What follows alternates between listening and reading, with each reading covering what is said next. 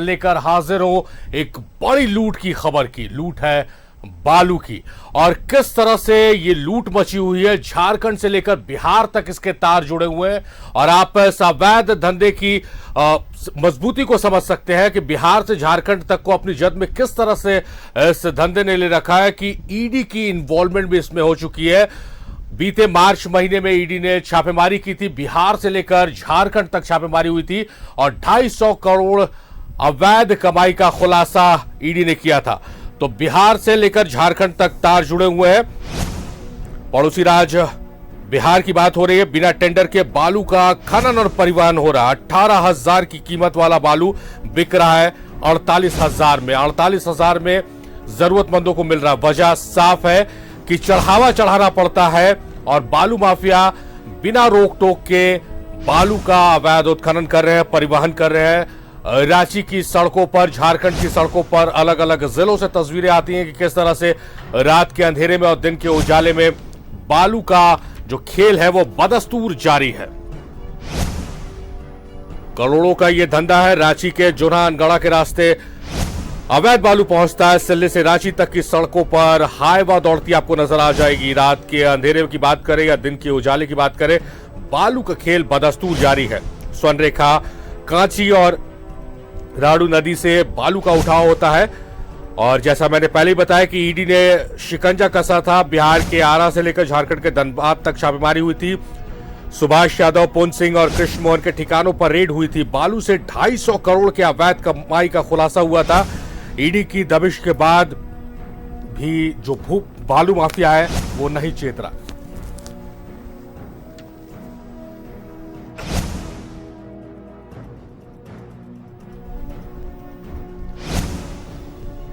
और जो तस्वीरें हैं वो चौंका देने वाली है कि किस तरह से बालू का खेल चल रहा है। और इसमें पुलिस की बात करें, पुलिस की पूरी इन्वॉल्वमेंट है और पूरी मजबूती के साथ हम इस बात को कह रहे हैं, पूरी गंभीरता के साथ इस बात को हम कह रहे हैं, क्योंकि जो तस्वीरें हमारे पास आई है वो बता रही है कि किस तरह से इस अवैध कारोबार को पुलिस का संरक्षण प्राप्त है।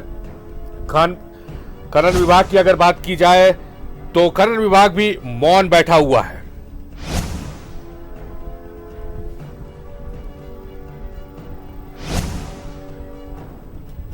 एक बड़ा सिंडिकेट चल रहा है झारखंड से लेकर बिहार तक और लगातार जो बालू माफिया है वो पर्यावरण के साथ खिलवाड़ कर रहे हैं। करोड़ों के राजस्व की हानि पहुंचा रहे हैं सरकार को और ये तमाम चीजें हो रही है। कहीं ना कहीं पुलिस का समर्थन प्राप्त है और ये बात हम इसलिए कह रहे हैं कि हमारे पास जो तस्वीरें हैं वो बताने को काफी है कि पुलिस किस तरह से अवैध ट्रांसपोर्टिंग करवाती है, किस तरह से खनन विभाग इस पूरे मसले पर मौन है।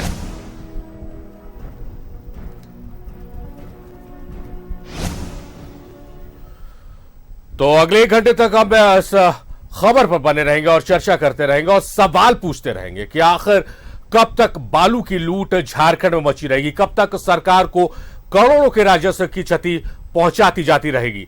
हम सीधे रुख कर लेते हैं पहले इमरान का। सहयोगी इमरान हमारे साथ लाइव जुड़ रहे हैं। इमरान, बालू का खेल कोई नया नहीं है, लेकिन नई है तस्वीरें, जो तस्वीरें आ रही हैं कि किस तरह से झारखंड और झारखंड के अलावा बिहार से भी इसके तार जुड़े हुए हैं और किस तरह से दोनों राज्यों की पुलिस इन्वॉल्व है।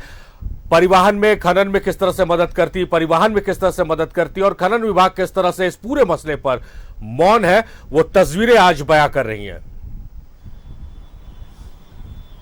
देखिए बिल्कुल साहब, पिछले दिनों याद होगा कि राज्य में कई जगहों पर एक साथ जो है ईडी की टीम के द्वारा जो है वह छापेमारी की गई थी और यह छापेमारी जो है पटना से कनेक्शन जुड़ता था। पटना की ईडी की टीम के द्वारा झारखंड में छापेमारी की गई थी, धनबाद में यह पूरी कार्रवाई की गई थी और अलग अलग जिलों पर यह पूरी कार्रवाई हुई थी। और कार्रवाई के बाद जो तस्वीरें दिखाई दी, जो बातें छन करके आई कि करोड़ों रुपए जो है कहीं ना कहीं बालू के अवैध जो कारोबार है उससे जुड़े जो लोग हैं वो कमा रहे हैं। और कहीं ना कहीं तमाम चीजों को लेकर के जो चीजें लीगल वे में काम होनी चाहिए थे वो चीजें जो है वो उसमें कहीं ना कहीं किसी तरह से किसी पेज को फंसा करके या किसी नियम कानून को फंसा करके जो है लीगल वे में सारी चीजें नहीं हो रही है, और फिर अनलीगल ट्रांसपोर्टिंग के जरिए जो है अलग अलग जिलों में अलग अलग राज्यों में जो है बालू की जो खेप है वह पहुंचाई जाती है। झारखंड में बालू का कारोबार बहुत बड़ा है और ऐसे में इन जगह से जो है बालू के कारोबार को लेकर के ना सिर्फ बिल्डर बल्कि जो रोजमर्रा के काम करने वाले जो कर्मी होते हैं, जो भवन निर्माण करने वाले जो मजदूर होते हैं, उन पर भी इसका साफ तौर से असर पड़ता है। यहाँ तक कि कई बार ये भी सुर्खियां बनी कि कानेटोली फ्लाईओवर बनाने में या फिर दूसरे फ्लाईओवर बनाने में बालू की किल्लत की वजह से जो है वह काम कई बार रुका, वो कई बार जो है वो डिले हुए। इस तरह की कई चीजें हैं जो अक्सर जमीनी स्तर पर देखने के लिए मिलते रहते हैं और मिलते रहे हैं। तो ऐसे में इन तमाम चीजों को लेकर के जिनके जिम्मेवारी में ये सारी चीजें हैं, जिनके जरिए ये सारी चीजें को स्मूथ किया जा सकता है, जिनके लिए ये सारी चीजें नियम कानून जो है बनाए गए थे ताकि जो है नियम से अगर ये सारी चीजें हो तो ना सिर्फ आम लोगों तक सस्ते दरों पर बालू उपलब्ध हो पाएंगे बल्कि बिचौलिया के जो मोटी रकम है वो भी रुक जाएगी। लेकिन तस्वीर यह है कि आप झारखंड के किसी भी जिले में चले जाए, किसी भी ब्लॉक में चले जाए, उन तमाम जगहों से अगर आप देखेंगे तो रात के अंधेरे में जो गाड़ियां दौड़ती है, जो गाड़ियां बालू की दौड़ती हैं, वो एक तो ओवरलोडेड गाड़ियां होती हैं। ओवरलोडेड वाहन जो है वो सड़कों पर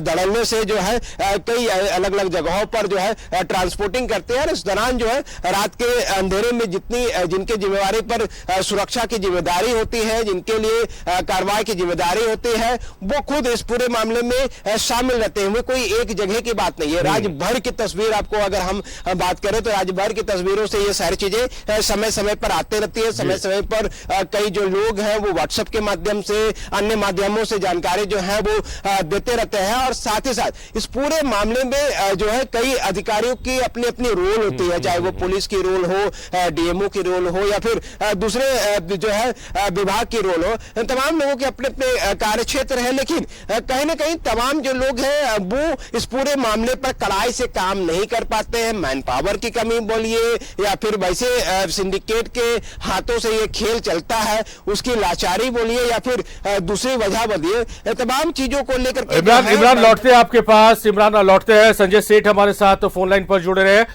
संजय सेठ जी, स्वागत है आपका न्यूजीलैंड भारत में। जी नमस्ते।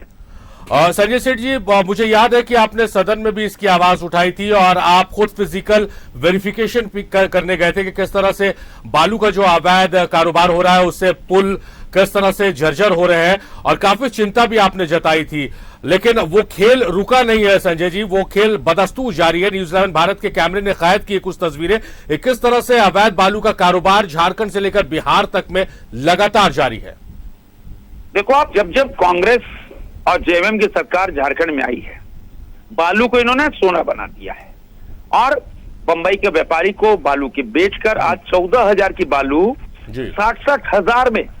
ये ऐसा खेल है कि रोजाना करोड़ों रुपए की अवैध कमाई। आप देखो ये झारखंड में हालात क्या हैं। बालू की वजह से प्रधानमंत्री आवास नहीं बन पा रहे, बालू की वजह से आम लोगों के घर नहीं बन पा रहे, बालू के कारण त्राहिमाम मचा हुआ, बालू के कारण जो हमारे लेबर है, जो मिस्त्री है, वो बेरोजगार हो गया। इनको तो कोई मतलब नहीं। हमने तो फिजिकल वेरिफिकेशन दिल्ली में जाके किया जी। कैसे हमारे क्षेत्र के 1 दर्जन पुल जो ऐसी स्थिति में आ गए हैं कि वो किसी दिन में गिर जाएंगे। आप बालू का अवैध कारोबार, ये तो जब तक ऊपर से सत्ता का संरक्षण, सत्ता के द्वारा बालू का अवैध कारोबार, आप देखो पूरा तंत्र लगा हुआ है, पूरा थाना ब्लॉक हर कोई लगा हुआ है। अब बालू के रोजाना हजारों, हम कह सकते हैं कि एक हम तो दिल्ली की बात करें, ईचागढ़ की बात करें, रांची की बात करें, हजारों हजार हाईवा अवैध रूप से बालू का खनन हो रहा है। कोई मतलब नहीं। सारा जिस रास्ते से अवैध बालू जाती है उसका पेमेंट होता है। यह एक कहते हैं कि हजारों करोड़ रुपए घोटाला हुआ है सिर्फ बालू का। ये आज का खेल नहीं है जी। ये तो आप इतिहास देख लो, झारखंड में जब जब इनकी सरकार आई है बालू का खेल हुआ है। बालू का खेल हुआ है, गिट्टी की लूट हुई है जी। संजय जी, यहाँ एक सवाल है कि यूं तो झारखंड के हर जिलों में बालू का खेल चल रहा है, बिहार से भी तार जुड़े हुए हैं, लेकिन आप जिस संसदीय सीट को रिप्रेजेंट करते हैं और जिससे आप कंटेस्ट भी कर रहे हैं, उसके जो ग्रामीण इलाके हैं वहां तो सूरत हाल बहुत बेहाल नजर आ रहा है। रात का अंधेरा जैसे ही होता है वहां से हाईवा और ट्रैक्टर की दौड़ शुरू हो जाती है। यस, बिल्कुल बिल्कुल। मैंने तो इसीलिए जब यहां से आस नहीं बची तो हमने हिंदुस्तान के सबसे बड़े मंदिर लोकतंत्र का जी, हमने वहां आवाज उठाई। 2 बार तो हमने कहा, लेकिन कांग्रेस जो सरकार है वो किंग कर्तव्य विमूढ़ है। जब सत्ता का ही संरक्षण है, सैया भाई कोतवाल तो डर कहेगा। अवैध कारोबार और जब रात के अंधेरे में जो हाईवाज निकलते हैं, तो अंदाज लगाओ क्यों, क्या पता नहीं है क्या सरकार को, मुख्यमंत्री को पता नहीं है क्या, डीजीपी को पता नहीं है क्या? ये नीचे से ऊपर तक तार जुड़े हुए हैं। आप देखना, आज नहीं कल हजारों करोड़ घोटाले का यह पर्दाफाश होने वाला है। संजय जी, अगर इस बार भी जनता का प्यार आपको मिलता है तो हम उम्मीद करें कि आप इस बार बड़े पैमाने पर इस बड़े मसले को एड्रेस करेंगे। निश्चित रूप से, निश्चित रूप से। और वह दिन दूर नहीं, देखो आप, अब तो रांची के अंदर 25 मई को चुनाव है जी। 4 जून को रिजल्ट आएंगे और 4 जून को 400 पार का जब रिजल्ट आएगा जी, 5 जून से उल्टी गिनती सरकार की शुरू हो जाएगी। अब झारखंड की जनता इस लुटेरी सरकार से, जिसने गिट्टी लूट ली, बालू लूट लिया, खनिज लूट लिया, सेना का जमीन लूट ली, आदिवासियों की जमीन लूट ली, न 5 लाख नौकरी दी, न बेरोजगारी भत्ता दिया, 5,000 रुपए एकड़ जो किसानों को रघुवर दास की सरकार देती थी उसको बंद कर दिया, 1 रुपए में महिला रजिस्ट्री होती थी उसको बंद कर दिया। पेपर लीक कांड देख लो, 25-25 लाख रुपए में पेपर प्रश्न पत्र बिके। अब जनता तैयार है इस सरकार का, इस भ्रष्ट सरकार का जाना तय है। अब की बार 400 के बाद ये देखो यहाँ पर भाजपा और आजोसी की सरकार झारखंड में। चलिए, हम उम्मीद करते हैं संजय जी की जनता का आशीर्वाद आपको इस बार अगर मिला तो ये जो महत्वपूर्ण मुद्दा है इसको आप पहले भी उठा चुके हैं, एड्रेस कर चुके हैं, इसे और मजबूती के साथ उठाएंगे और हम उम्मीद करते हैं कि सूरत हाल बदलेंगे। बहुत शुक्रिया संजय जी, बहुत शुक्रिया आपका, आपने अपना कीमती वक्त दिया। तो हम बालू की अवैध ढुलाई, अवैध खनन पर चर्चा कर रहे हैं जिसके तार झारखंड से लेकर बिहार तक जुड़े हुए हैं और लगातार हम सवाल पूछते रहेंगे, अलग अलग दलों के नेताओं से सवाल पूछते रहेंगे कि आखिर ये क्यों हो रहा है, क्यों सरकार को करोड़ों के राजस्व की हानि हो रही है। इमरान हमारे सहयोगी लगातार हमारे साथ जुड़े हुए हैं। इमरान, संजय सेठ को आपने सुना होगा किस तरह से उन्होंने मामला भी उठाया था, फिजिकल वेरिफिकेशन भी किया था। बहरहाल सवाल आपसे यह है कि किसी एक थाने का नाम हम नहीं लेंगे, झारखंड के कमोबेश हर थाने में यही सूरत हाल है और खास करके ग्रामीण इलाकों में इमरान, और बिहार से सटे जो जिले हैं वहां तो और भी स्थितियां खराब नजर आती हैं, वहां से जो तस्वीरें आती हैं और ये तस्वीर हमारे पास आई है, ये बताने को काफी है कि किस तरह से बालू का अवैध खेल चल रहा है। तो ग्रामीण इलाकों में अब जरूरी है कि टास्क फोर्स का गठन किया जाए इमरान, जो लगातार सिर्फ और सिर्फ इस तरह के अवैध कारोबार पर नजर बना के रखे। संभवतः ऐसे टास्क फोर्स का गठन किया गया था लेकिन उसकी मॉनिटरिंग सही तरीके से नहीं हो रही, सही तरीके से काम टास्क फोर्स नहीं कर रही, जिस वजह से इस तरह की तस्वीरें आती है जो झारखंड को कहीं ना कहीं शर्मिंदा करती है। देखिए, मुझे याद है सारिफ के अवैध खनन को रोकने के लिए और बालू का अवैध कारोबार को रोकने के लिए राज्य में के साथ साथ राजधानी रांची में भी कई जगहों पर जो है चेक पोस्ट बनाए गए थे, जिसमें मजिस्ट्रेट के साथ साथ पुलिस बल और थाने की जो टीम है उनको प्रतिनियुक्त किए गए थे। कई अलग अलग जो सदस्य जो टीमें हैं उनको तैनाती की गई थी ताकि अवैध तरीके से जो गाड़ियां ट्रांसपोर्टिंग करती है, जो जिले में या फिर राज्य के बाहर जा रही है, उन तमाम जगहों पर जो है निगरानी रखी जा सके। लेकिन होता यही है कि जब चीजें जो है वो सरगर्मियां तेज होती है, चाहे जब बढ़ने लगती है तो तमाम जो लोग हैं वो जगते जरूर है, टीम बनाते जरूर, लेकिन जमीनी स्तर में वो पहुंच नहीं पाता। जमीनी स्तर पे जो कार्रवाई होनी चाहिए वो होती नहीं है। कार्रवाई के नाम पे मुझे याद है कि कुछ माह पहले जो है रातू थाना क्षेत्र में जब ये चर्चाएं होने लगी थी कि काफी बालू की गाड़ियां दौड़ रही है तो 2, 4, 5 जो ट्रैक्टर हैं वो पकड़े गए हैं। लेकिन जिस तरह से राज्य भर में ये सारी चीजें चलती हैं। राज्य भर में अलग अलग जगहों से तस्वीर आती है। जब सरायकेला चले जाइए, आप खूंटी चले जाइए, आप रांची के ग्रामीण इलाके में चले जाइए, इनके अलावा आप बिहार से सटे जिले में चले जाइए, आप साहिबगंज के इलाके में चले जाइए, इन तमाम जगहों पर अगर आप देखेंगे तो बड़े पैमाने पर जो है अवैध खनन और ये बालू की जो अवैध ढुलाई है वो साफ तौर से देखने के लिए मिलती है। और ऐसे कई ब्लॉक है, ऐसे कई जगह है जिनका टेंडर आज तक नहीं हुआ है, लेकिन उन तमाम जगहों से जो है अवैध तरीके से बालू की जो उठाव है वो बदस्तूर जो है वो जारी है। अब धनबाद की तरफ जाइए, बोकारो वाले रास्ते में जाइए, उन तमाम जगहों पर आपको ये सारी चीजें दिखाई देगी। लेकिन इन तमाम चीजों को लेकर के टास्क फोर्स बनाए जाते हैं, टीम का गठन किया जाता है, चेक पोस्ट बनाए जाते हैं, लेकिन मुश्किल से वो सप्ताह दिन भी नहीं चलता है कि वो डिस्ट्रॉय हो जाता है, खत्म हो जाता है और समय रहते ही वो दम तोड़ देता है। कार्रवाई के नाम पर उस टास्क फोर्स, उस चेक पोस्ट का इस्तेमाल जो है कुछ भी नहीं होता है। जो संबंधित रेंज के जो डीएसपी होते हैं, थानेदार होते हैं, जो ये लोग होते हैं जिनकी जवाबदेही बनती है,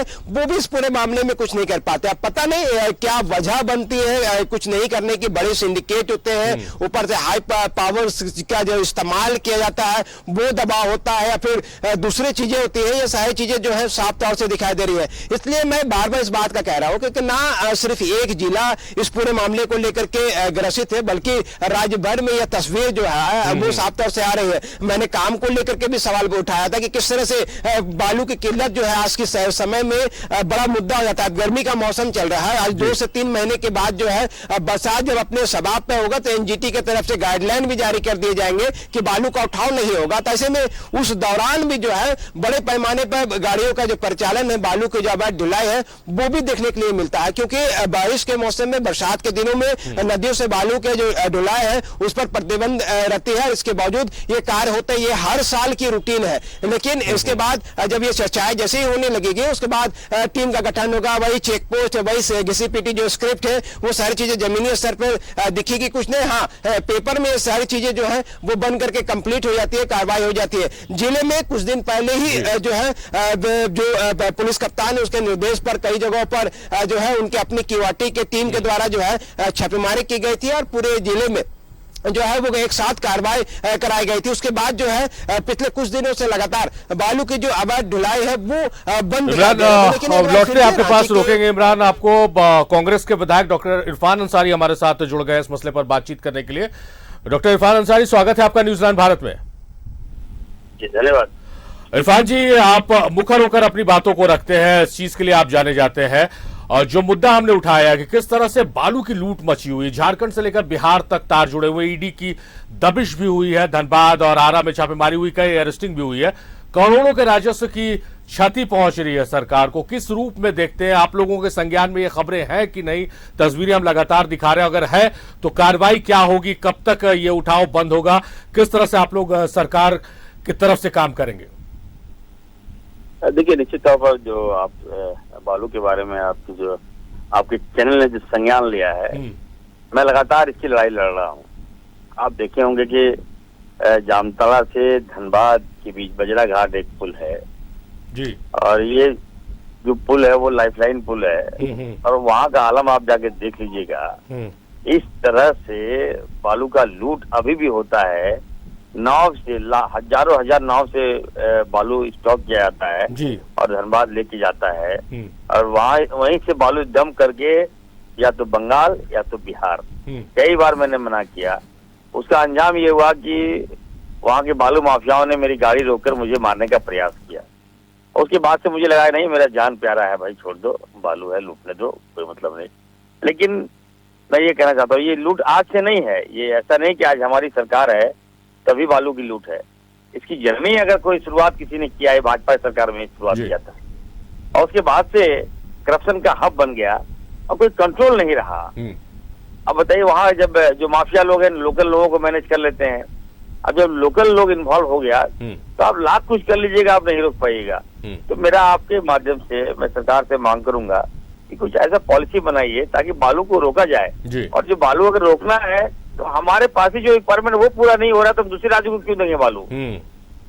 आज आप देख सकते हैं बालू का जो कीमत है, हमें लगता है कि कोयला को भी पार कर दिया है बालू।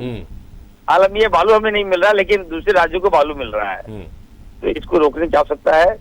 सरकार हमारी गंभीर है। हमारी चंपा सोरेन जी काफी शालीन मुख्यमंत्री हैं और हमें लगता है कि आपके जो बातें जारी है वो भी देखेंगे तो वो भी ठोस इस पर कार्रवाई करेंगे, ना कि ये धनबाद की बात कर रहा हूँ, पूरे राज्य का यही हाल है। पूरे राज्य का यही हाल है। इरफान जी, एक चीज आपसे समझना मैं चाह रहा हूँ, आपसे पहले संजय सेठ जी हमारे साथ जुड़े थे, उन्होंने भी चिंता जताई इस मामले को लेकर और उससे पहले वो सदन में भी आवाज उठा चुके हैं, फिजिकल वेरिफिकेशन भी किया। आपसे बात हो रही है, आप भी चिंता जता रहे हैं, आप भी इस बात को मान रहे हैं कि अवैध कारोबार जो बालू का है वो बदस्तूर झारखंड में जारी है।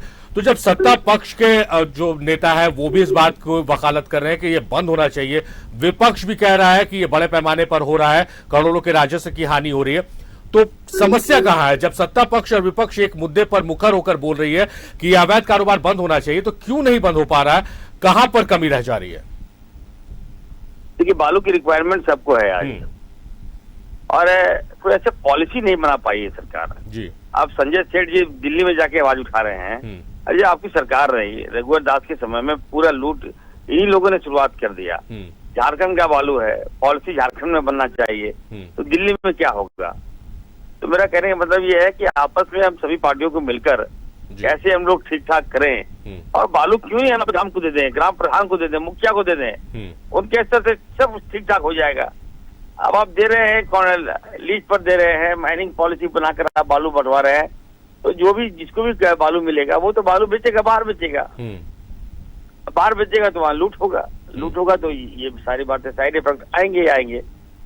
तो मुझे लगता है कि सरकार को हम लोग कई बार हमने बताया भी है, तो सरकार को भी देखना चाहिए और हम आपके माध्यम से आपका जो प्रश्न है निश्चित तौर पर हमें लगता है कि काफी गंभीर है। हम सीएम साहब से मिले भी थे परसों जी, फिर मिलेंगे और हम बात करेंगे कि कम से कम बालू का जो रुकाव है वो बंद हो। बंगाल लूट रहा है माफिया लोग, बंगाल लेके जा रहा है या तो बिहार लेके जा रहा है या तो उत्तर प्रदेश लेके जा रहा है। तो हमारा जब बालू का आप देखिए नदियों का हाल आप जाके देख लीजिए, पत्थल ही पत्थल है जी। बालू खत्म हो रहा है, याद रखिए झारखंड से। तो जब बालू खत्म हो जाएगा तो कौन पूछेगा हम लोग को? स्टॉक तो रखना होगा हम लोग को ना। आज आप देखिए, हम अभी पढ़ रहे थे, एक सर्वे पढ़ रहे थे, तो बालू अगर बालू को हम लोग नहीं बचाए, 10 साल से ज्यादा बालू झारखंड में नहीं है, 15 साल से ज्यादा स्टॉक कोयला का नहीं है, तो लूट के जाएगा झारखंड का हमारा, फिर क्या होगा हम लोग को? कौन पूछेगा हम लोग को? तो निश्चित तौर पर सरकार को आगे आना चाहिए और गंभीर पहल की आवश्यकता है।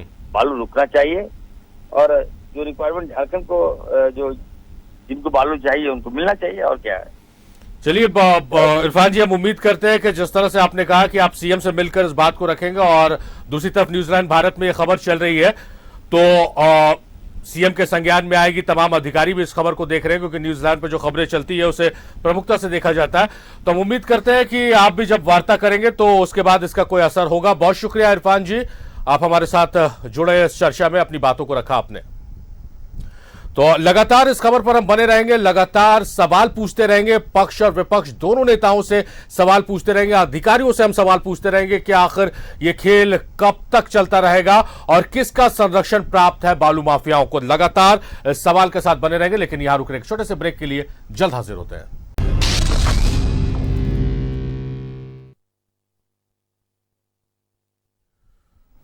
स्वागत है आप सभी का। ब्रेक के बाद बात हो रही है बालू की लूट की, जो लूट मची हुई झारखंड से लेकर बिहार तक, क्योंकि झारखंड से लेकर बिहार तक इसके तार है और ईडी की भी इन्वॉल्वमेंट इस मामले में हो गई है।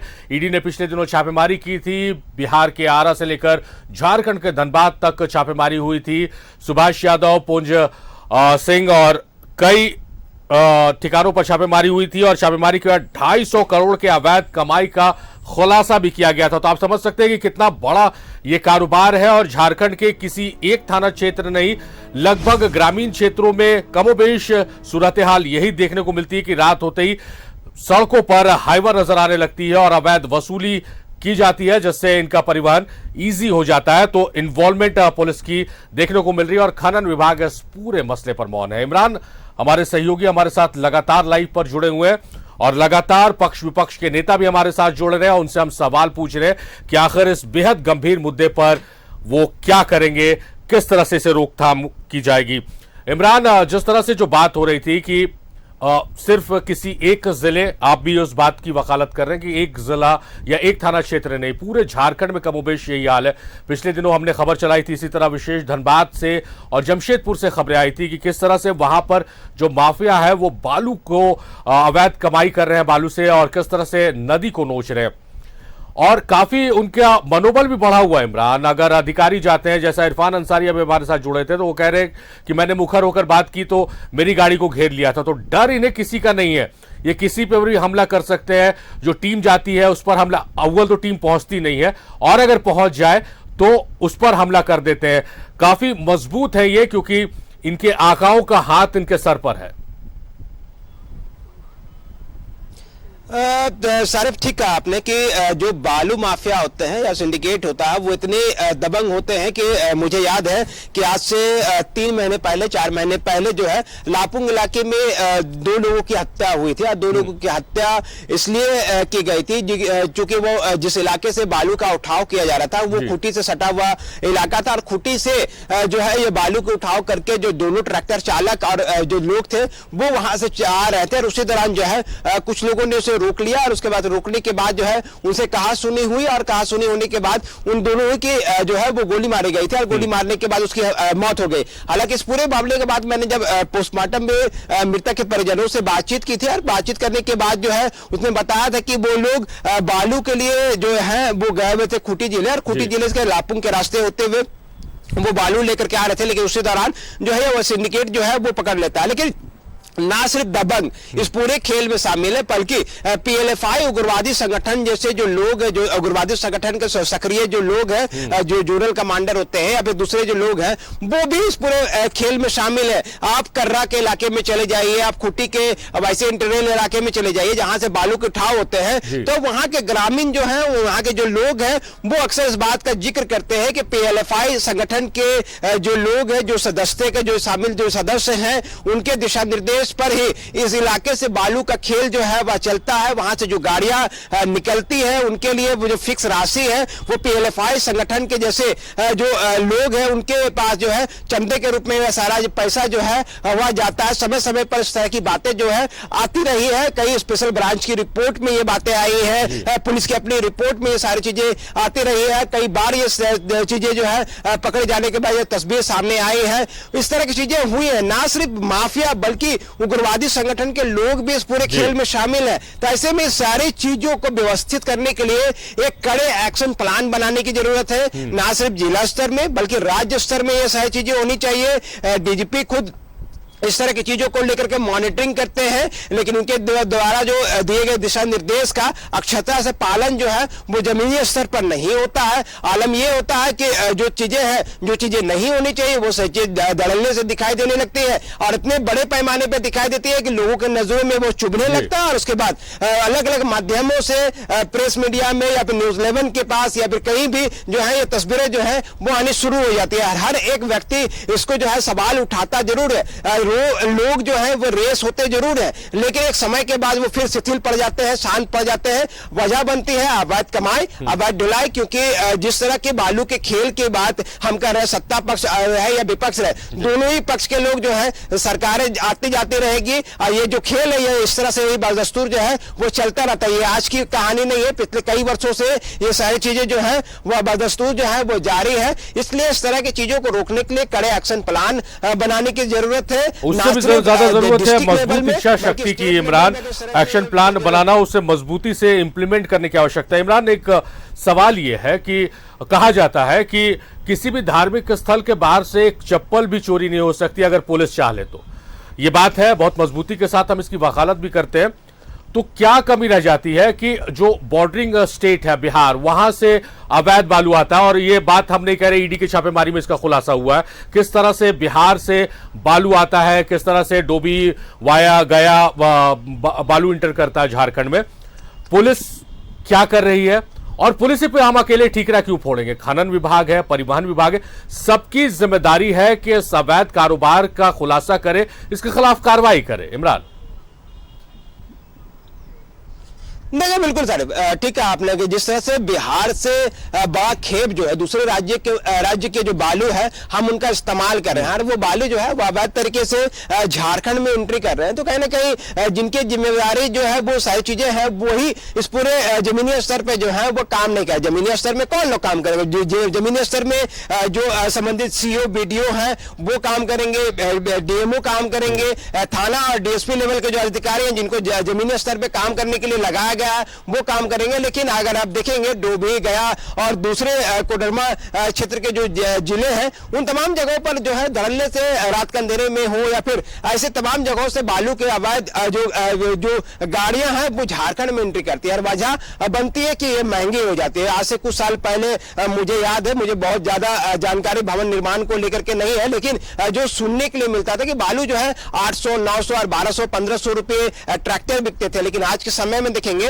तो वो 1000, 2000, 4000, 5000 रुपए जो है वो बेचे जा रहे हैं। 8000, 10,000 रुपए भी उनकी कीमत हो रही है। मतलब यहाँ कीमत कोई फिक्स नहीं है। कीमत इसलिए फिक्स नहीं हो पा रही है क्योंकि इसमें नियंत्रण नहीं है। नियंत्रण होता, अगर पॉलिसी होती तो सारी चीजें जो है वो फिक्स होती और लोगों को भी इससे सीधा राहत मिलता, लेकिन यहाँ राहत मिलने की बात ही नहीं है क्योंकि सारी चीजों पर नियंत्रण जो है आउट ऑफ कंट्रोल है। और जब ये पूरी चीजें चलती है तो अवैध तरीके से जो सिंडिकेट है वो मोटी कमाई तो करते हैं, लेकिन सरकार तक ये पैसे जो है वो पहुंच नहीं पाते हैं और इसका सीधा जो है वो राजस्व पर दिखाई देता है। और वजह ठीक है, इरफान अंसारी भी अपने स्तर से मैं कह रहे हैं कि पॉलिसी बनाने की जरूरत है। संजय सेठ जी ने भी जो कहा कि उनने भी कई बार इस पूरे मसले को लेकर उठाया। दोनों ही जनप्रतिनिधि है जो है राज्य को लेकर के करते हैं, दूसरे केंद्र को लेकर के करते हैं, तो ऐसे में दोनों की इच्छा शक्ति एक अवैध रूप से चीजें जो है वो रुकनी चाहिए, लेकिन कब रुकेगी ये आज की स्थिति में कहने के लिए कोई भी नहीं होगा क्योंकि सरकारें जिनकी भी आए, कोई भी सरकार, लेकिन जो ये सिंडिकेट है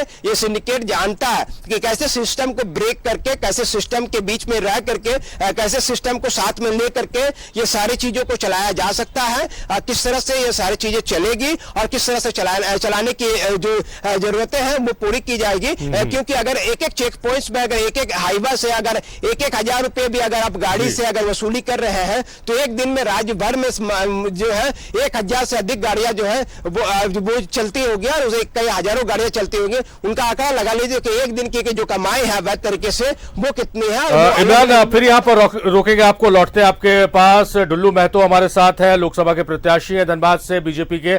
डुल्लू जी, स्वागत है आपका न्यूजीलैंड भारत में।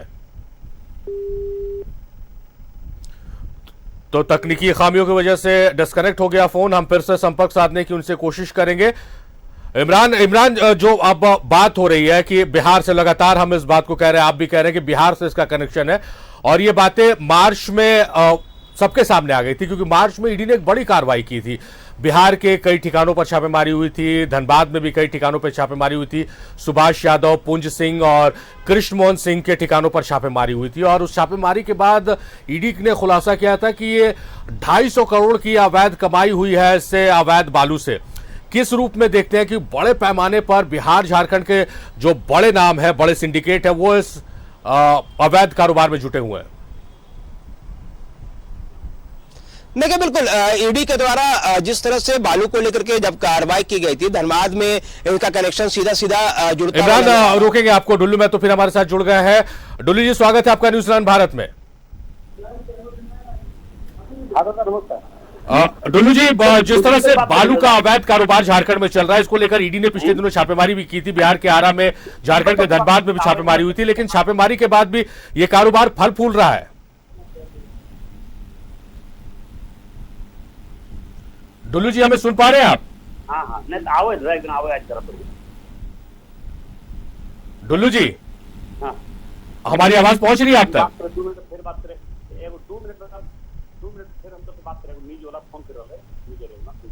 हाँ, बोलिए।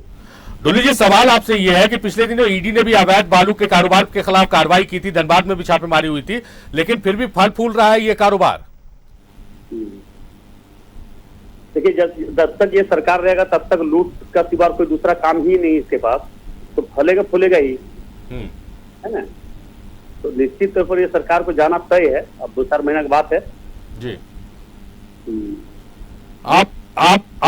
आपके लिए महत्वपूर्ण मुद्दा हो सकता है ये, आप चुनाव भी लड़ रहे हैं जनता के बीच, क्या इसको लेकर मैसेज है, क्या जनता को उसकी जानकारी है? और अगर जनता का आशीर्वाद आपको मिलता है तो इस क्या हम माने कि धनबाद से अवैध बालू का कारोबार समाप्त हो जाएगा?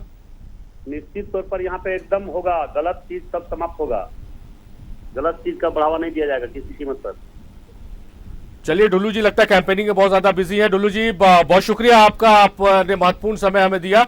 तो डुल्लू महतो थे जिन्होंने कहा कि अगर जनता का आशीर्वाद उन्हें मिलता है तो अवैध कारोबार जो बालू का है वो समाप्त हो जाएगा। इमरान का रुख कर लेते हैं। इमरान, सवाल वही है कि जिस तरह से ईडी ने खुलासा किया था, ईडी ने कार्रवाई की थी, सुभाष यादव, पुंज सिंह, कृष्णमोहन सिंह के ठिकानों पर छापेमारी की थी और जो खुलासे हुए थे कि 250 करोड़ की अवैध कमाई की गई है बालू के कारोबार से, तो ये समझा जा सकता है कि कितना बड़ा ये कारोबार, अवैध कारोबार है। और बावजूद उसके इस छापेमारी के बाद, इस कार्रवाई के बाद, लगातार मीडिया में तस्वीरें आने के बाद ये कारोबार जहां था वहीं है, उसी बड़े पैमाने पर चल रहा है। देखिए, कहा जाता है कि किसी चीज की अगर रेट आपको बढ़ानी हो तो या तो उसके उन चीजों को पर जो है प्रतिबंध लगा दिया जाए या फिर नकेल कसने के लिए जो है वो कार्रवाई तेज कर दी जाए। वही वजह यही बनी है कि जब से धनबाद सहित कई जगहों पर ईडी के द्वारा जब छापेमारी की गई थी तो अब जो है उन तमाम जगहों की जो रेट है, जो कार्रवाई जो है होने के बाद जो है उन तमाम जगहों के रेट जो है वो डबल हो गए, बढ़ गए। और इसका सीधा असर जो है आम लोगों के जेब पर पड़ता है, क्योंकि जैसे ही आप रेट बालू की बढ़ाते हैं, जो छोटे मोटे घर बनाने वाले व्यवसाय हो या ठेकेदार हो या फिर बिल्डर हो, और तमाम जो लोग हैं वो अपने कॉस्ट जो है वो बढ़ा देते हैं और वजह बनती है बालू के कीमत। तो ये कहीं ना कहीं तमाम चीजों को लेकर के इस तरह की चीजें जो है, तस्वीरें जो है आई है। 250 करोड़ की आप बात कर रहे हैं साहब, जिस तरह की ईडी के द्वारा कार्रवाई की गई थी और इस कार्रवाई के दौरान जो है कई बड़े व्यवसाय जो है वो रडार पे आए थे जो है ईडी का, और उसके बाद उनसे पूछताछ भी की गई थी। कई लोग इस पूरे मामले पर हिरासत में लिए गए थे, जेल में जाना पड़ा कई लोगों को। धनबाद से लेकर मतलब झारखंड से लेकर के बिहार के पटना तक जो है इस पूरी कार्रवाई की दबिश जो है ईडी के द्वारा देखी गई थी। और ईडी की कार्रवाई का असर ही था कि कहीं ना कहीं कुछ दिनों तक ये सारी चीजें बंद जरूर थी, लेकिन आज के समय में इन सारी चीजों को फिर से चालू करने में सिंडिकेट जो है वो फिर से चालू करने में सफल रहा। और जो है जो रेट जो है वो उसमें भी वृद्धि देखने को मिल रहा है। लोग इसमें चर्चा का विषय बन जाता है कि जिस तरह से ईडी ने कार्रवाई की है और इस कार्रवाई में जो है कई लोग जेल गए हैं, तो ऐसे में इस चीजों को चलाने के लिए जो है और जो पैसे हैं वो दूसरे तक पहुंचाए जा रहे हैं, इसलिए इसकी कीमत जो है वो बढ़ा दी जाती है। मैंने अक्सर ये सारी चीजों को देखा है, सुना है, कई लोगों ने इस सारी चीजों पर बातचीत भी की है। तो ये सारी चीजों पर जो है अंकुश लगाने की जरूरत है। सारे भाई इस तरह की चीजों को रोकने के लिए आपको जमीनी स्तर पर काम करना होगा। जमीनी स्तर पर जब तक आप काम नहीं करेंगे ये सारी चीजें जो है वो कभी रुकने वाली नहीं है। काम कर रहा है। इमरान बने रहिए, हम लौटेंगे आपके पास। तनुज खत्री हमारे साथ जुड़ गए फोन लाइन पर, जेएमएम के प्रवक्ता है। तनुज, स्वागत है आपका न्यूजीलैंड भारत में। जी शुक्रिया। और तनुज, बालू का जो अवैध कारोबार है इसको लेकर लगातार आवाज उठाई जा रही है, लेकिन ये बदस्तूर जारी है। अभी हम स्पेशल प्रोग्राम कर रहे हैं, सत्ता पक्ष और विपक्ष के नेता भी इस प्रोग्राम में जुड़ रहे हैं। तमाम लोग कह रहे हैं कि अवैध जो कारोबार है इसको रुकना चाहिए, लगातार आवाजें उठाई जा रही है, लेकिन ये दिन प्रतिदिन और भी ज्यादा फल फूल रहा है। किस रूप में आप लोग इस मामले पर संज्ञान लेंगे, इस खबर पर संज्ञान लेंगे और कार्रवाई करेंगे और इस बात को सुनिश्चित करेंगे कि आगे राजधानी रांची हो या झारखंड का कोई भी जिला, उसकी सड़कों पर अवैध बालू की ढुलाई बंद हो जाए?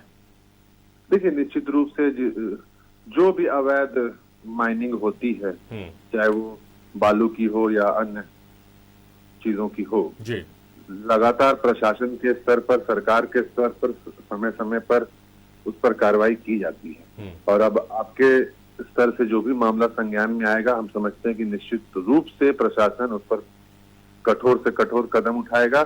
और हम तो ये कहते हैं कि अब लोगों को इसमें जागरूक होने की जरूरत है और ये दोहन अब बंद होना चाहिए। तनुज जी, आप कह रहे हैं कार्रवाई होती है, हम भी इस बात को मानते हैं कि कार्रवाई होती है, लेकिन वो पैमाना नहीं मीट कर पा रहा है कि कार्रवाई उस पैमाने पर हो कि बालू माफियाओं के दिल में एक डर पैदा हो प्रशासन का, क्योंकि लगातार जिस तरह से अवैध कमाई हो रही है और जिस तरह से तस्वीरें हम दिखा रहे हैं कि पुलिस भी इसमें इन्वॉल्व है, खनन विभाग मौन है, तो कैसे इसको माना जाए कि ये पूरे तौर से बंद हो जाएगा? नहीं, कार्रवाई होती है, कार्रवाई होते आई है। कई बार आपके चैनल के माध्यम से भी लोगों ने देखा है कि किस प्रकार से कार्रवाइयां हुई, और जो भी मामला आएगा सामने उसमें कड़ी से कड़ी कार्रवाई होगी। और अब तो मैं एक अलग हटकर के बात कर रहा हूँ कि बालू का विकल्प भी ढूंढने की जरूरत है। तब अभी पक्ष विपक्ष के तमाम नेता हमारे साथ जुड़ रहे हैं और तमाम लोग इस बात की वकालत कर रहे हैं कि अवैध कारोबार जो बंद होना चाहिए। हालांकि बीजेपी के निशाने पर सत्ता पक्ष है कि सत्ता पक्ष के संरक्षण में यह सब कुछ फल फूल रहा है।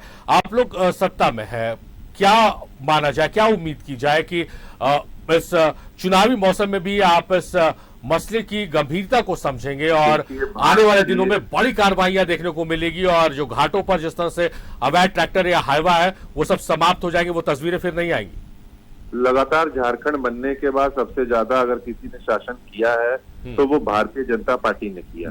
और भारतीय जनता पार्टी जब इसका आरोप, ऐसे मुद्दों का आरोप पर राजनीति करती है तो शर्म आनी चाहिए उनको। वो इस प्रकार से प्रस्तुत करते हैं चीजों को कि मानो 4 साल में, 4.5 साल में ही सारी चीजें हो रही। अपने 17-18 सालों का, 16 सालों का, 20 सालों का जवाब वो नहीं देना चाहते हैं।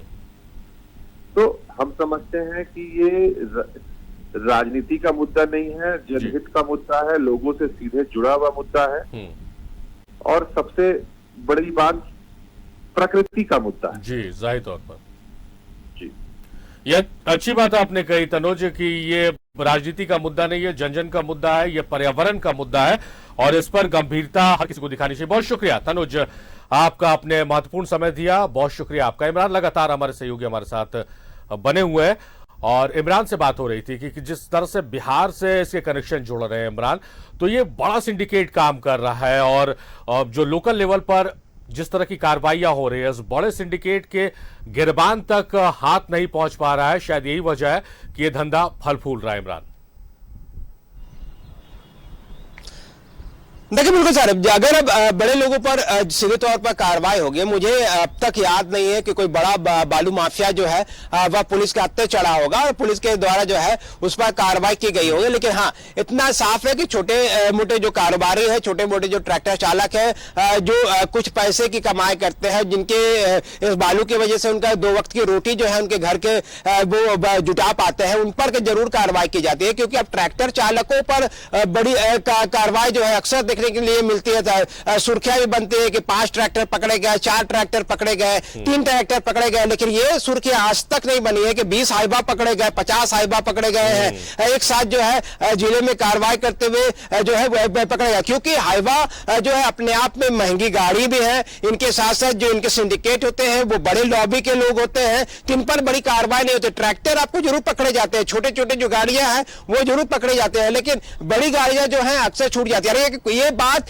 सिर्फ इस पे नहीं आपको दिखाई देता है, क्योंकि आप अगर कोयला में भी अगर चले जाएंगे तो कोयला में भी और अवैध रूप से जो खनन होते हैं उन पे भी अगर देखेंगे तो छोटी छोटी गाड़ियां दड़ने से पकड़ी जाती है, बड़े पैमाने पर नष्ट भी किए जाते हैं। जब क्रशर की बात करते हैं तो छोटे छोटे क्रशर प्लांट पर कार्रवाई की जरूर की जाती है, लेकिन बड़े क्रशर प्लांट, बड़े व्यवसाय जो है उस पर कार्रवाई नहीं होती है। तो इस तरह की कई चीजें, कई उदाहरण है, कई चीजें जो है वो जमीनी स्तर पर दिखाई देते हैं। वो साफ दिखता है कि आई वॉश करने की कोशिश की जा रही है, साफ दिखता है कि लोगों को दिखाया जा रहा है कि कार्रवाई की जा रही है। छोटे छोटे बाइक चालक में जो कोयले के ढोते हैं उनको पकड़े जाते हैं, लेकिन बड़ी जो गाड़ियां हैं जो बड़े पैमाने पर अलग अलग जगहों पर दूसरे राज्यों पर भेजे जाते हैं, उन पर जो है वो छिटपुट कार्रवाई की जाती है और जो ये सारी चीज दिखाने की कोशिश की जाती है कि बड़े पैमाने पर कार्रवाई हुई है।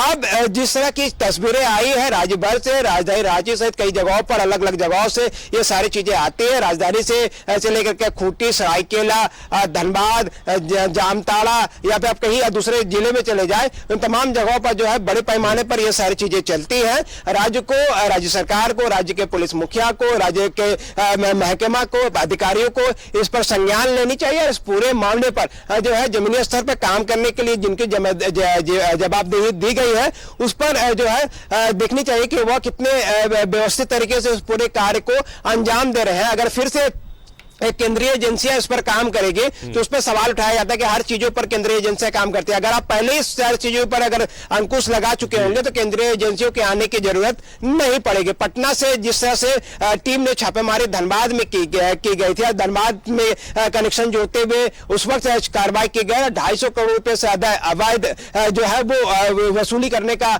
इसमें आरोप था, बताए गए थे। इन सारी चीजों पर समझना होगा कि किस तरह से आप पूरी कार्रवाई जो है राज्य भर में चल रहा है, ये पूरा कारोबार जो है राज्य भर में चल रहा है। इस पूरे मामले पर जो है कड़ी कार्रवाई करने की जरूरत है। वैसे लोग, वैसे अधिकारी, वैसे जिनकी जवाबदेही तय की गई है, अगर वो जमीनी स्तर पर काम नहीं कर पा रहे हैं तो उनको बदलने की जरूरत है। न कि बदलने की इसलिए भी जरूरत पड़ जाती है क्योंकि ऐसे लोगों पर अगर आप कार्रवाई करनी शुरू करेंगे तो जाहिर सी बात है कि जब उनके क्षेत्र से, उनके इलाके से ये सारी चीजें नहीं चलेगी तो जो दलाल है, जो बिचौलिया है, जो बड़े माफिया है बालू के, उस पर अंकुश लगेगा और उनके कारोबार जैसे ही कम होंगे तो जो लोगों के बीच जो बालू की जरूरतें हैं वो पूरी हो जाएगी। लेकिन सबसे जरूरी बात है कि आप लीगल वे में सारी चीजों को लाइए, एक पॉलिसी के तहत काम करवाइए, ताकि अगर लीगल बंद भी हो जाए तो लोगों को बालू की किल्लत जो है वो झेलनी ना पड़े, क्योंकि बड़े पैमाने पर ऐसे मजदूरों के जो अपनी रोजी रोटी है इनसे जुड़ा हुआ है। बड़े पैमाने से ग्रामीण क्षेत्र के जो मजदूर हैं वो शहरी में आकर के कामकाज करते हैं। मुझे याद है, मैंने खुद रिपोर्टिंग की थी कि किस तरह से बालू की जब किल्लत होती थी तो जो रोजमर्रा के लिए काम के लिए जो मजदूर रांची के अलग अलग जगहों पर आते हैं, दिन भर वो काम के इंतजार में बैठे रहते थे और उनको काम नहीं मिलता था। वजह बनती थी बालू की किल्लत। बालू नहीं मिलने की वजह से इन लोगों की रोजी रोटी पर भी असर पड़ रहा था। इसलिए ऐसी चीजों पर ध्यान दिया जाए जिनसे सारे चीजें जो है वो व्यवस्थित रूप से चले, किसी को भी बड़ा नुकसान ना हो। ऐसा नहीं हो कि अब लीगल वे में करने के चक्कर में जो बालू अब बाजारों में पहुंच रहे हैं वो भी पहुंचना बंद हो जाए और लोगों के बीच जो है, जहां बिल्डिंग बनाने के काम में बाधा हो, घर बनाने के काम में बाधा हो, सरकारी योजनाओं को पूरा करने में बाधा हो, इन तमाम चीजों पर बाधाएं उत्पन्न हो जाए, फिर जो है सवाल उठाए जाएंगे कि आखिर ये किस तरह की पॉलिसी बनाएंगे कि लोगों को सही समय पे बालू उपलब्ध नहीं हो पा रहे हैं। इसलिए जब सही समय में सही चीजें होने लगेगी तो अपने आप जो ठेकेदार है, जो माफिया है, वो कमजोर पड़ जाएंगे और उनके जो सिंडिकेट है वो कमजोर पड़ जाएंगे और जो अवैध कारोबार का ये जो खेल है वो खत्म हो जाएगा। मैं उम्मीद करता हूं इमरान कि हमारे इस प्रोग्राम को हुक्मरान देखेंगे और आपने जो लास्ट सवाल के, आखिर सवाल के जवाब में जो सुझाव दिए, मुझे लगता है कि उन सुझावों पर विचार करने की आवश्यकता है कि अवैध कारोबार तो बंद होना चाहिए, लेकिन जो बालू निर्माण में आवश्यक है वो बालू सप्लाई होते रहना चाहिए। यही कहीं ना कहीं जो सप्लाई चेन बंद होता है, अवैध कारोबारियों को एक इशारा देता है कि आप अवैध कारोबार में जुड़ जाइए, क्योंकि जो निर्माण कार्य कर रहा है उसे बालू चाहिए। अगर वैध तरीके से नहीं मिलेगा तो ज्यादा कीमत देकर अवैध तरीके से बालू लेना चाहेगा, अपने निर्माण कार्य को बंद नहीं करेगा। तो हम उम्मीद करेंगे कि सुझाव को सरकार सुनेगी, सुझाव को इंप्लीमेंट करेगी। बहुत शुक्रिया इमरान आपका इस चर्चा में लगातार हमारे साथ बने रहने के लिए, और लगातार इस खबर पर हम बने रहेंगे और लगातार हम सवाल पूछते रहेंगे। सत्ता पक्ष, विपक्ष, तमाम लोगों से हम सवाल पूछते रहेंगे कि आखिर जब इतना महत्वपूर्ण मुद्दा है, करोड़ों के राजस्व की हानि हो रही है, पर्यावरण के साथ खिलवाड़ हो रहा है, कई लोगों की जान पर आफत आ जाती है, ईडी की इन्वॉल्वमेंट हो गई, तो आखिर इस कारोबार पर नकेल क्यों नहीं कसी जा रही है? लगातार इस सवाल के साथ न्यूज़ 11 भारत पर हम बने रहेंगे। फिलहाल मेरे साथ इस बुलेटिन में इतना ही। देखते रहिए न्यूज़ 11 भारत।